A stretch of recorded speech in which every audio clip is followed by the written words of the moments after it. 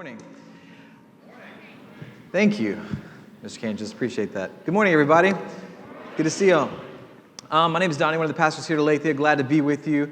If anybody has like the spiritual gift of casting out demons of screens, today is your day. Come on up. No, I'm just kidding.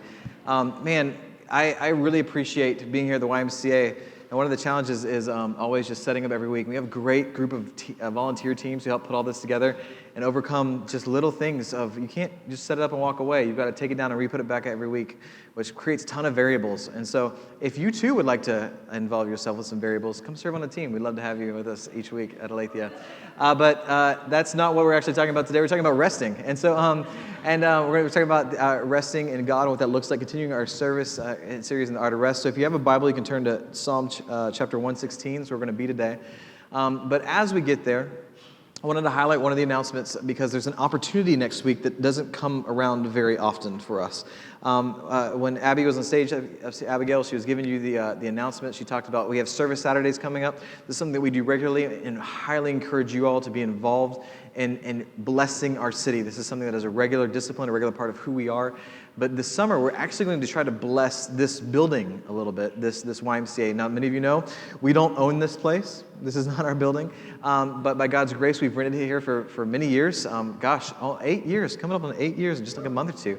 And very thankful to have been here for all this time and have a pretty cool relationship with this space. In fact, when we first got here, this room was shut down for 3 to 4 months a year during the summers because there was no air conditioning and kids couldn't play. It was just melt your face off hot. So we did the Christian thing, and we had services in here for one summer, and then we said never do that again, and we actually decided to bless the Y, and we raised like $100,000 and put in some air conditioning and painted the room. It used to be that color yellow on that one pipe over there. That was this room.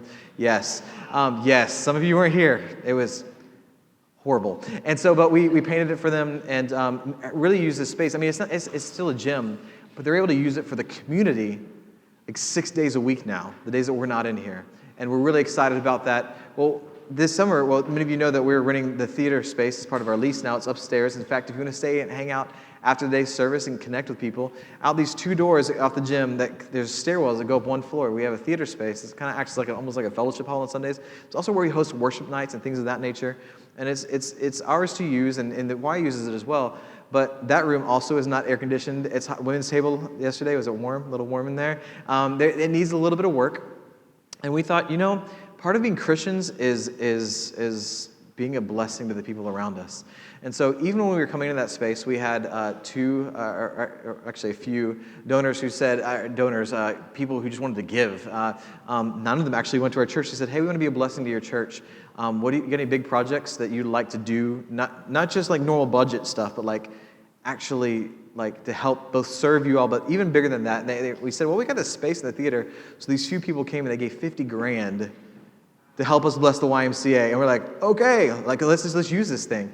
And so we're going to redo the theater a little more than it already's been, like paint on the walls and fixing some of the walls, fixing some old water damage that has now been mitigated. The problem's no longer there, but also air conditioning it. And so, but the challenge for us is we want to lock arms and do that together. So if you love swinging a hammer, or you've got a doctorate in drilling, Steve would love you to come work with him. Steve's the other bearded brother who has on the handlebars. You might see him walking around the halls. He's on our staff, and he loves warm hugs. He's just like Olaf. And so you come work with him, give him a big hug, tell him I told you to do it, and you'll have a great time working with him. We're going to be blessing them, but part of that, the opportunity next week is we're going to take up an offering to supplement that initial $50,000 that came in. So we're looking for like another 25 to be able to pay for everything. It's a lot of work that needs to be done. But if you feel like we're twisting your arm, you don't have to participate. But if you want to be a part of that, we as a church family take up a special offering, again, to be a blessing to this place, and hopefully blessing in such a way that will outlive our time here, such that people even who are like, hey, remember that church that used to meet here? Man, I wish they were back here. Like, there was so much. Look at all the things they did. Look at the benefits of them being here. Isn't God good to us in our city? Like, that's the kind of testimony we want to have. So that's happening next week. Just to prepare you, service is happening this week and next week. You can sign up online and look for a great video coming about that on social medias today. Now, Psalm 116, we're going to get to work. We're going to read about the art of rest. We're going to read this idea of what does it mean to rest and we're going to pray and get to work after we read this passage. Here we go. Verse 1, chapter 116. I love the Lord because he has heard my voice and my pleas for mercy. Because he inclined his ear to me, therefore I will call on him as long as I live. The snares of death encompassed me. The pangs of Sheol laid hold on me. I suffered distress and anguish. Then I called on the name of the Lord. O Lord, I pray, deliver my soul. Gracious is the Lord and righteous. Our God is merciful. The Lord preserves the simple. When I was brought low, he saved me. Return, O my soul, to your rest, for the Lord has dealt bountifully with you. Would you pray with me this morning? God, we thank you that you promise to meet with us, even in our brief moments together, as we come together in your name. You are in our midst. So Holy Spirit, I pray that you would increase in us, that we would feel your presence. God, you've already been so gracious to us, even in our time of worship and singing, to come and meet. Lord, I pray for more of that as we study your word. And we spend the rest of our just few moments together today. It's in Christ's name I pray. Amen. Now, we're in the series called The Art of Rest. For those of you who don't know, maybe just checking our church out here for the first time. This is based on a book Pastor Adam, our lead pastor, wrote, and it's published by a real publisher. And so you can get them wherever books are sold, and or you can get them the cheapest here for cheaper than you can buy them online. But that being said, that wasn't a book plug. It's just much to say to recognize where we kind of came up with this idea. We are going to continue looking at this idea, this concept of resting in God, or what does it mean to be people who rest well, which is something that is foreign to our city. And so just by simply doing this series, I've gotten a lot more questions. I know some of our staff is like, hey, what do you do on your day off? What does rest look like for you? And so I thought I'd let you know what I did yesterday on my day off. Our staff, most of us have, most is Friday/Saturday, depending on the week, but those are the 2 days that we take off. And so here's what a day in Pastor Donny's life, day off looks like. So yesterday, I got up before 6 a.m. So about 5. Some of you are already groaning. So like 5:30. I didn't set an alarm. When you have that many kids, you don't set alarms. You just wake up. And so it was before 6. I woke up and I got up and got dressed and I went outside. My wife was already gardening. My wife was already in the garden working. So it's pre-6. Like the sun is up this time of year. That time, if you didn't know, the sun is up. So I go out. I help my wife in the garden for a little while, and I live a few miles away, and so we can have chickens, and so we do. And so there are some expensive eggs, y'all. And so I had to help her do some stuff, like some of our chickens they're all broody. I don't know if you know what that means, but so we had to like kind of do some stuff to kind of help get them laying again, because that's expensive eggs. You're going to work for me, chicken. And so I help her with that. And then I do what you do on your day off. Some of you around here know I went for a 4.5-mile run. Now, I know what you're thinking. Like, you're looking at me and you're like, that's how he looks that awesome. And so, but no, I am not a slave to this body. Some of you run to look good. I run to eat another cheeseburger. So mission accomplished. So I got back from my run. And by this time, most of my kids were awake, and so we made breakfast, and we sat down together, had breakfast, and then I did the next thing. I said, you know what, got to get out.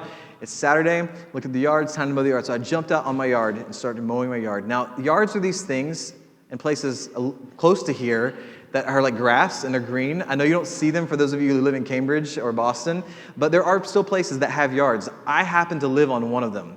And so we live a few miles away, to the north, and we actually have almost an acre of land, which is unheard of, and with chickens in a garden. And so I go out to start mowing my yard. Now, I bought my house a few years ago. I'm mowing my yard with the lawnmower that the previous homeowner left me. Okay, so not self-propelled, push. You just push it. I mean, it's got an engine, but it's all me pushing it, right? So I'm working. And I get, I don't know, about a quarter of the way done with my yard, and then it happens. This is the coolest part of the day.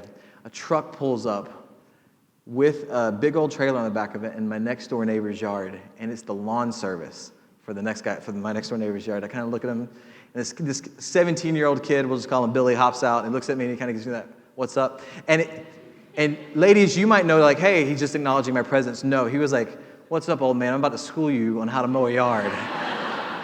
And I was like, I'll see that bet and I'll raise that. It's like basically how it went. So I am Now determined, this is really, I'm letting you into the deep, dark recesses of my soul.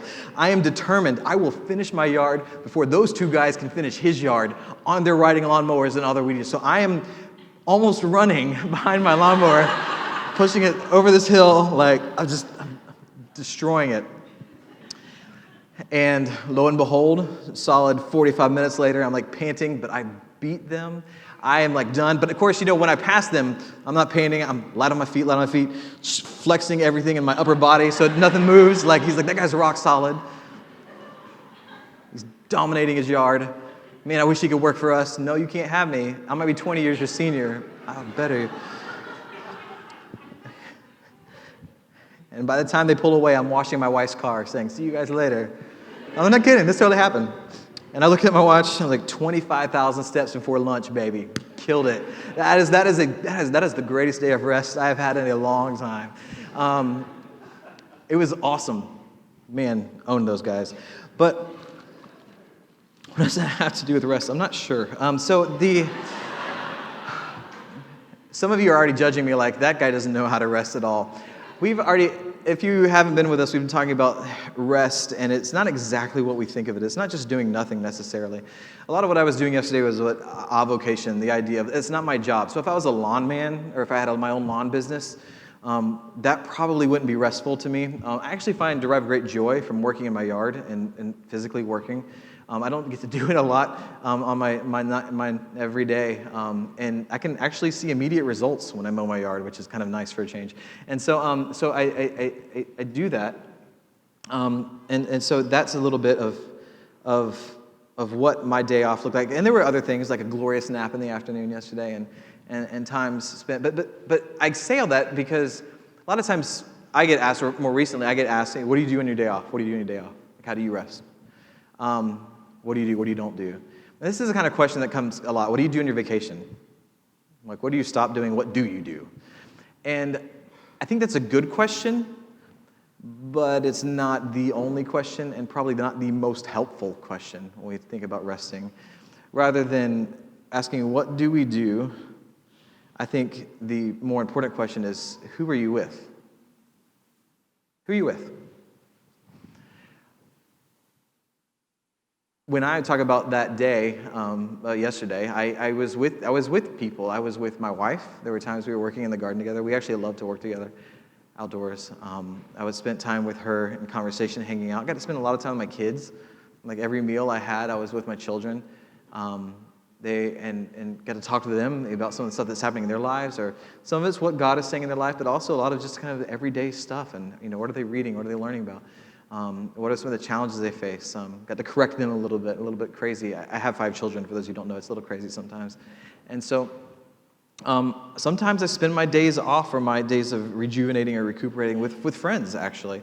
I'll talk to you a little bit more what that looks like in a little bit, but it's not always just me and my family. There are people. But most importantly, if I'm truly resting well, if I'm truly resting and being rejuvenated and recovering from a most usually pretty hard week, I'm with God.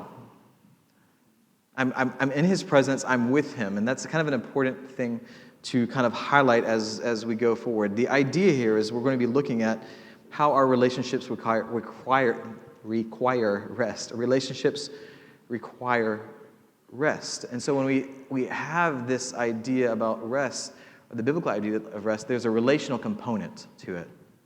There's a relational slant that we've got to look at this, or we're going to do it wrong, or we're going to miss out on all the benefits that are available to us in this biblical idea of rest. And this is hard for us. This is hard for us in our city because we rush. We rush from thing to thing, appointment to appointment, job to job, social function, gathering, T-ball game if you're like me, maybe ministry moment, or encouraging moment, or just church thing, work thing, family thing.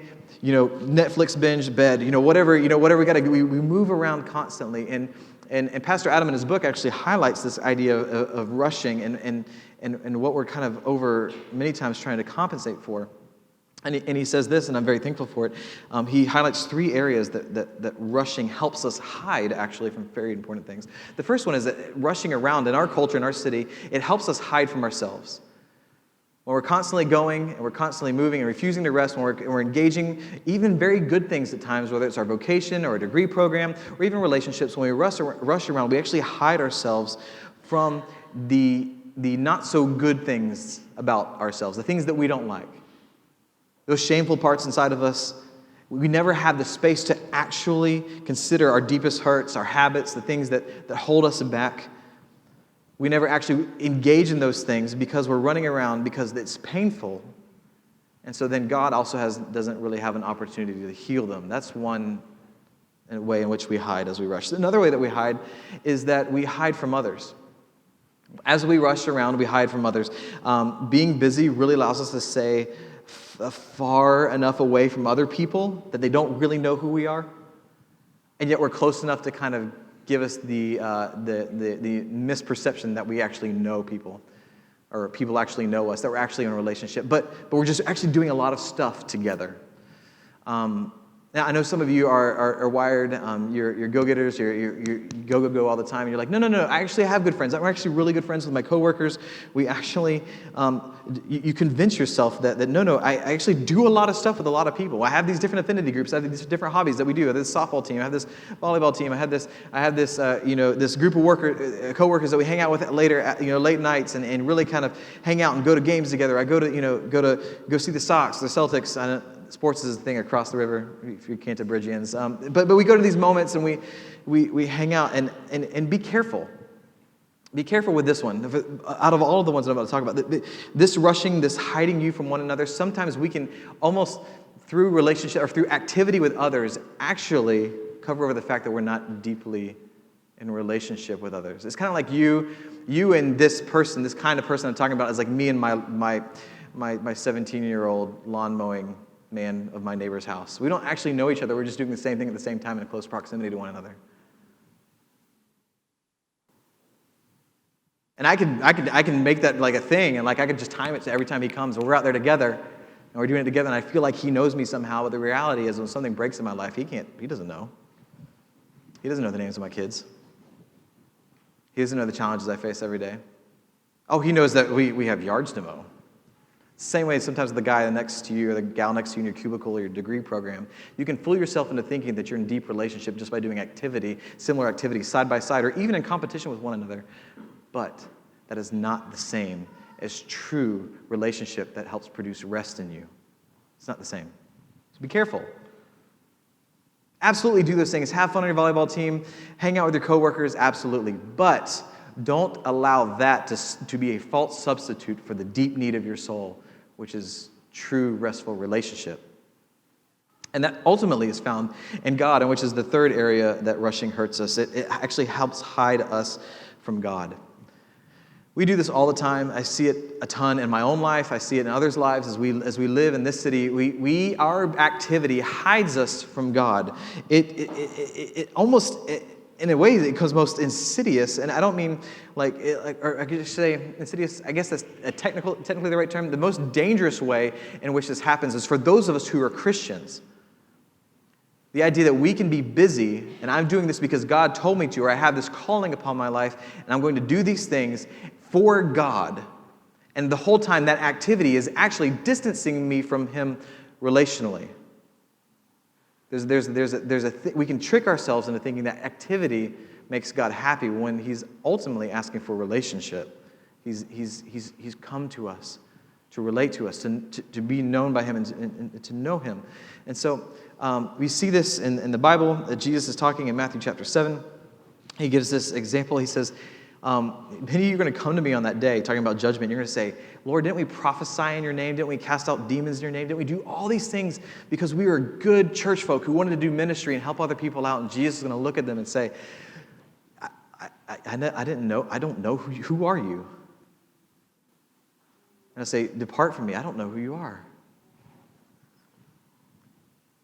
So there's a way to read that like, oh, those ministers better to get together. Let me just tell you, as people who attend this church, who call this church home, You have great callings on your life. God's gifted you with some pretty cool things. I love being in this city and this place, not because we're better than anywhere else, but because the amount of people who have just unique and specialized gifts and callings by God and who are touching so many areas of our world, there's a higher concentration here. And so I get to hear the things that you're researching or the things that you're actively looking to do or to accomplish in the earth. And I get so excited about that. But here's a warning from this stage. Be careful that when one day you stand before God and you say, God, look at how I fixed health care in your name because you called me to do it. Or God, look, we finally found the cure to cancer.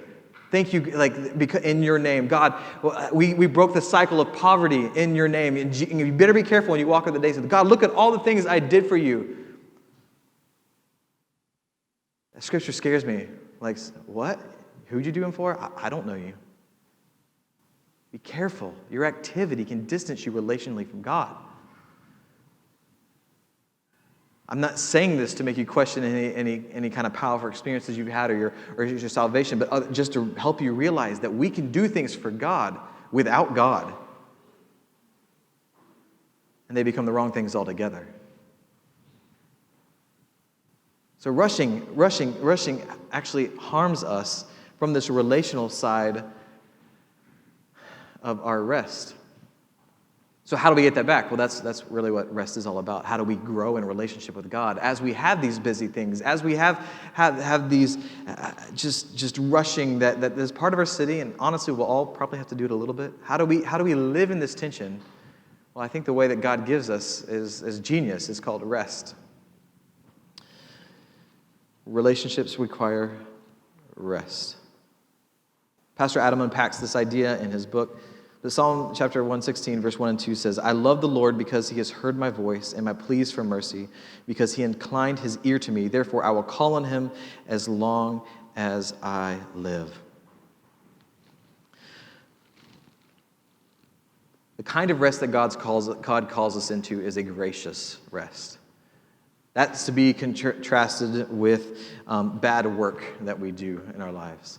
This is a gracious thing that God gives us, a gracious moment he is inviting us into. You see, when we rush around all the time and we misuse our working hours or the responsibilities that we have, that lets us hide. But when we enter into God's gracious rest, we are no longer hidden. God, you got to understand, God is actually ready to be with us. God condescends into our experience to develop a relationship with us. I kind of had this idea. I was thinking through this message several days ago, and there was a great former member of our church who moved to the West Coast and got a job at Microsoft several years ago when she graduated from MIT. She's a wonderful, wonderful woman and a great woman of God. And she was just visiting last week. And as I was thinking through this picture popped in my head about this idea of what does it mean to have this kind of relationship with God, where God graciously enters into our story. And I don't know why. It's probably because I was thinking about it. I ran into her. I was like, it'd be the same thing as like she walks into her first work, not the same thing, but a similar thing of her walking into her first work function, and like Bill Gates is there. Bill Gates zeroes in on her, walks across the room, engages with her, and says, "Hey, I'm Bill. Like, nice to meet you." And says, "And tell me all about yourself." "Hey, I know you don't know anything about coding yet. Like, we just hired you straight out. Maybe you know a little bit, but you're like straight out of MIT. Like, I'm going to help you. I'm going to engage with you. I'm going to develop a friendship with you and help you grow in who you're called to be while you're here." Man, that's mind-blowing. Like the idea, like even that idea, like, hey, if that ever happens to any of you, call me. I want to know whatever you did to make that happen. But that was just a kind of that thought popped in my head after I left her and I was studying this. That would have been a wild. Didn't happen, but that would have been wild. God's even better than that. God's even better than the top boss of your organization or the president of your university if you're teaching or whatever the case may be, your experience, because God knows, he actually knows your CV, he knows your resume, he knows everything about you, what you've actually been through. He didn't just pick you out of a crowd. He's like, no. And not only does he know all the things that you've done, he knows how crazy you are on the inside. Like, nobody else thinks they're crazy. Okay, he knows how crazy I am on the inside and all the weird things I think and the funny things I do, like competing with my neighbor's lawn man. Like, he knows that, and he still comes and he drops into and graciously comes and he listens to me. He hears my voice and he hears my pleas for mercy. And because God is graciously entered into all the crazy that is me, he's entered into that. You better believe I will call on him as long as I live, because he's been gracious to me. There's a gracious aspect to God's grace that can only really be experienced as we rest in him. God's been gracious to us, and these moments help remind us of that. The second thing that we see in this is verse 5. Gracious is the Lord and righteous. Our God is merciful. The Lord preserves the simple. When I was brought low, he saved me. God is all about having deep fellowship with us. Not shallowness, not surface level relationship, but God is calling us into a place of deep fellowship with him. Again, he's not afraid of all the internal just issues that you have or I have.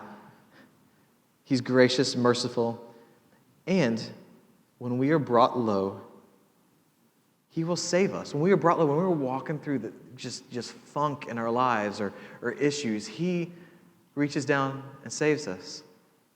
One of the things I wasn't expecting when I moved here to Boston, with all the people doing all the things, accomplishing all this great stuff, these great institutions of higher learning, these top-notch, just jobs or even government or healthcare, like all these things that are happening, it's moving at this fast pace. You know what I wasn't prepared for? I mean, I was warned about it, but I really wasn't prepared for, was the loneliness. Not personally, like although I have walked through parts of that since I've lived here in the city the past 8 years, but the loneliness that pervades our city as we do all these things all the time together. So lonely. Praying through that, thinking through that. The rest of God calls us to something different. It calls us to deep fellowship with him. And again, that requires us to be vulnerable with him and not hide. But men and women of God, for those of you who are Christians,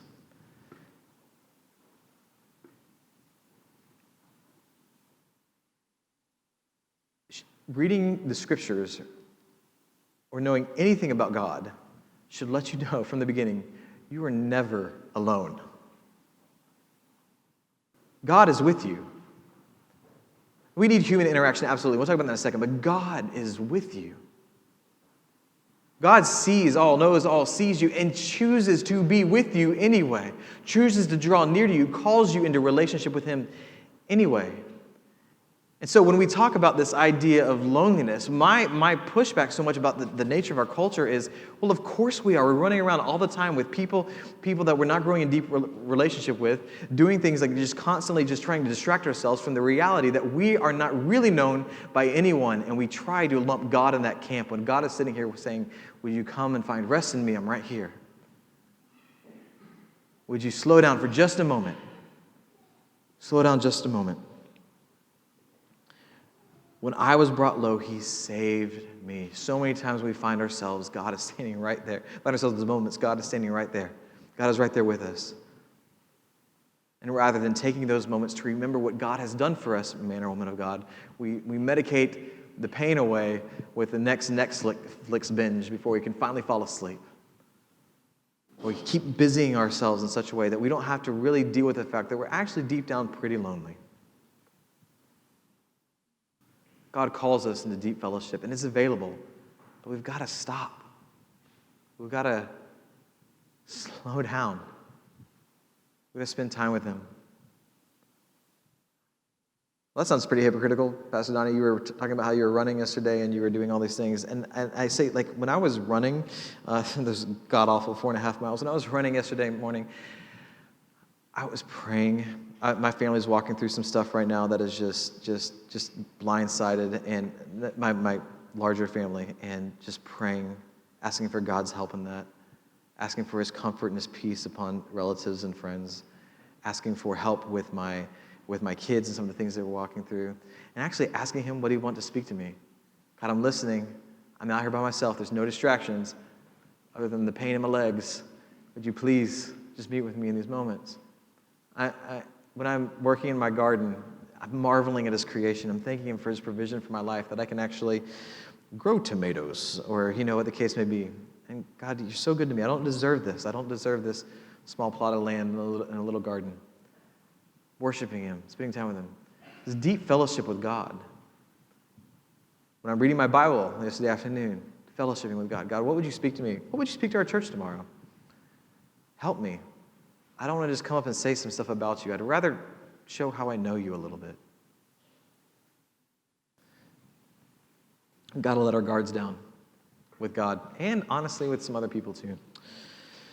All right, this next point, verse 7. It's probably my favorite verse.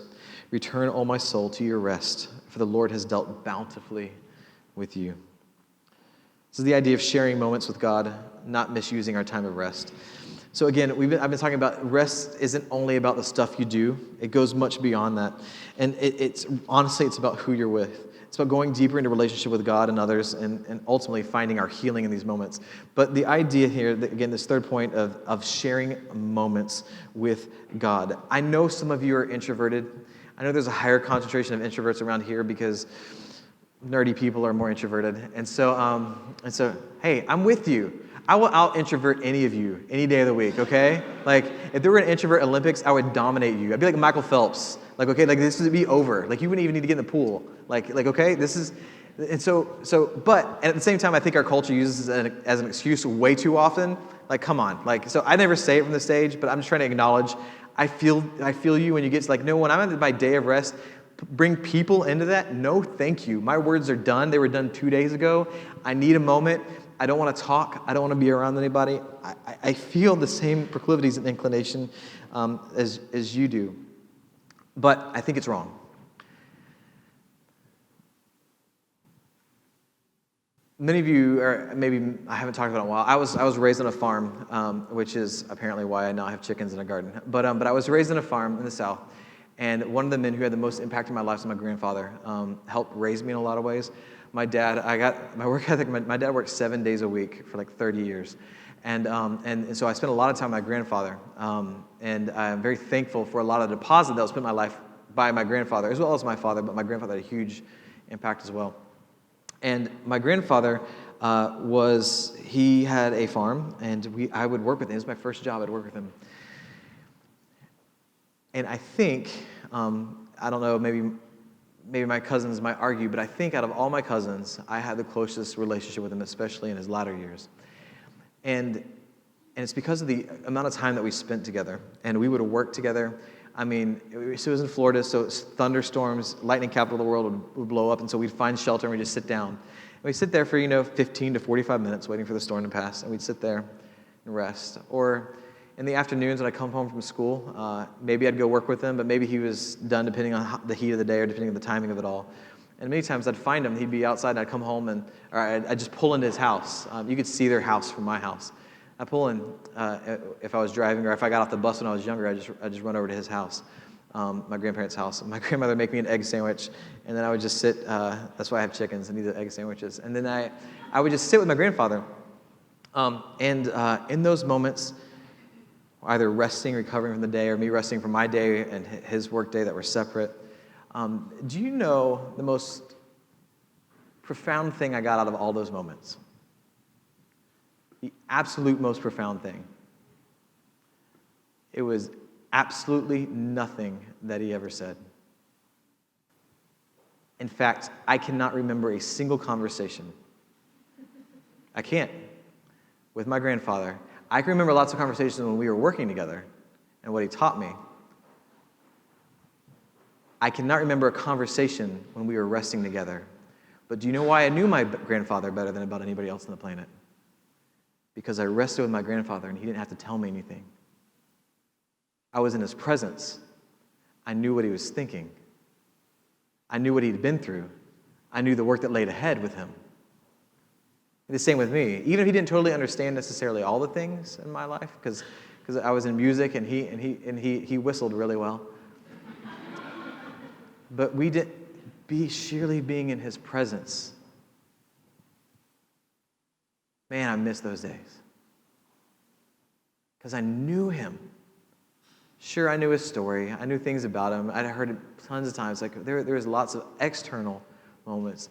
But the parts I remember most is sitting in a 120-degree garage, sitting there on a macrame chair while a storm passed over our head, waiting for it to stop so we might go out and work again, saying nothing.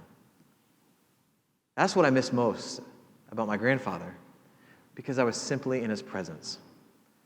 God is way better than that.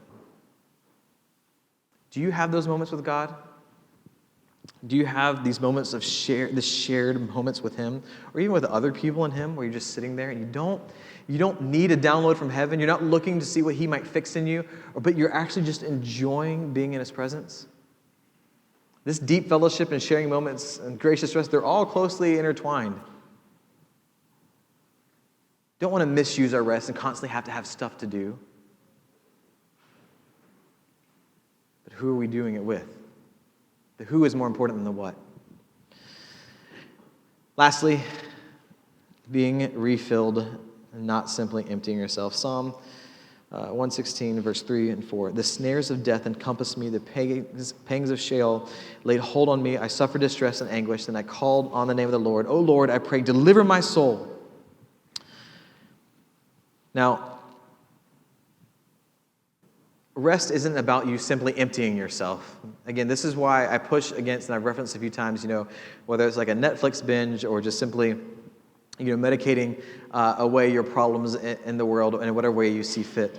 But rest is something totally different when it comes from the Scripture. It's not convincing yourself that things aren't as bad as they seem, or that your life, you're really good, no matter what anybody says about you, you're really okay, or even the devil's lying to you. It's not simply just emptying yourself of the negative things in your life. It's actually being refilled by the author of life in the first place. God calls us, and he set up this idea of rest that we might know him, and we might be rejuvenated and refilled by spending time in his presence, by finding rest in him. So when you have your day off, when I'm saying, who are you doing it with? That's an important question to ask. Are you approaching God in the fullness of who he is? The same way that David would, thanking him for who God is. Thanking God for his grace in your life. Thanking him for the fact that he wants to draw near to you, that he listens to you when you speak to him. Thanking him that he wants to share moments with you. That you're not simply just earning his favor and his love, but rather he just wants to be with you. Are you coming to these moments and opening yourself up to the living water that is available to us in God? God comes in these moments of rest, and this is the best kind of rest, is ones that are filled with God, filled with his presence. And the most refreshing times I've ever had with the Lord has been when I'm empty and when I come to God with nothing to give. And I say, God, would you fill me again? And you know what? The Lord has dealt bountifully with me. Therefore, in him I can return to my rest.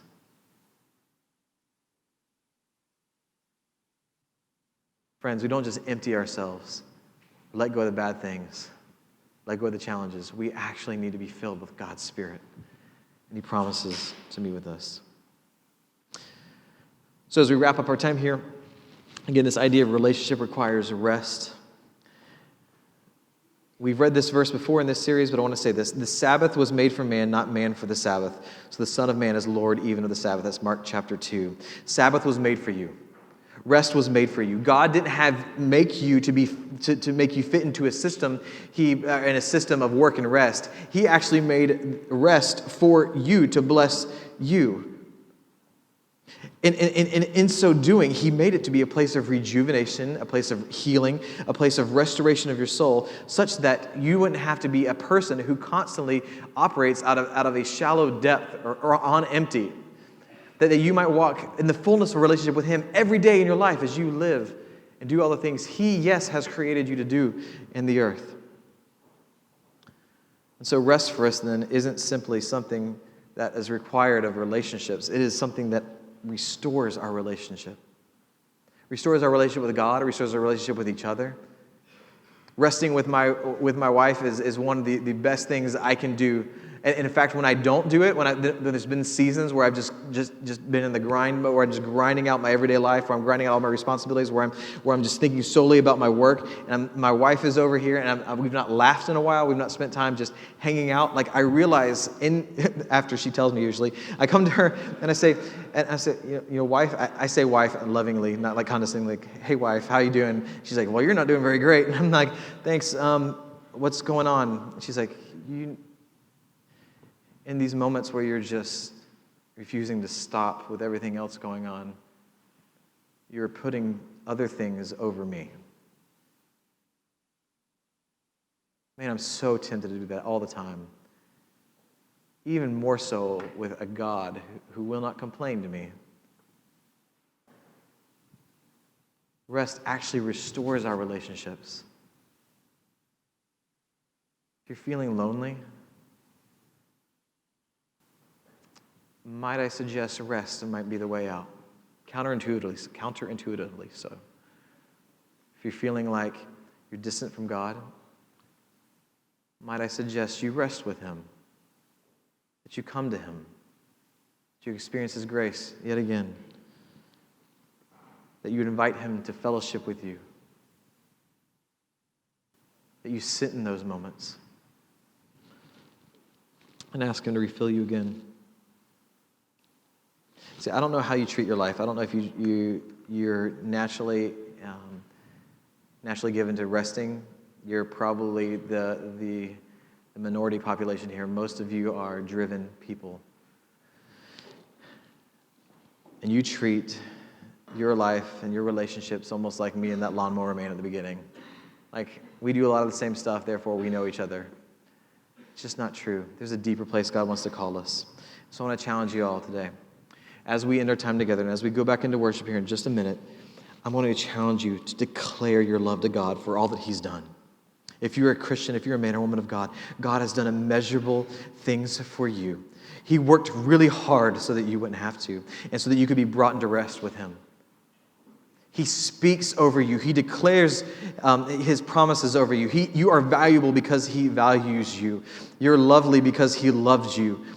He determines who you are, and He has spoken great things over you. He calls you into relationship with Him. So for many of us, this looks like for us, we have to admit that we haven't responded to Him in love, and we must, in these moments, or love and appreciation and drawing near to Him. And this is yet again a reminder in a moment to say, hey, tell Him you love Him. Tell Him you're grateful. Thank Him for who He is and what He's done in your life. And receive forgiveness from Jesus for things that you've done to distance yourself, or in the ways that you've shown love, similar to me and my wife, where I've shown love to my vocation or my responsibilities or even hobbies more than her at times. The same way with God, we must repent to Him and say, God, you're better than all those things. Repent and turn our lives and receive that grace that He gives to us, which is the grace of His presence.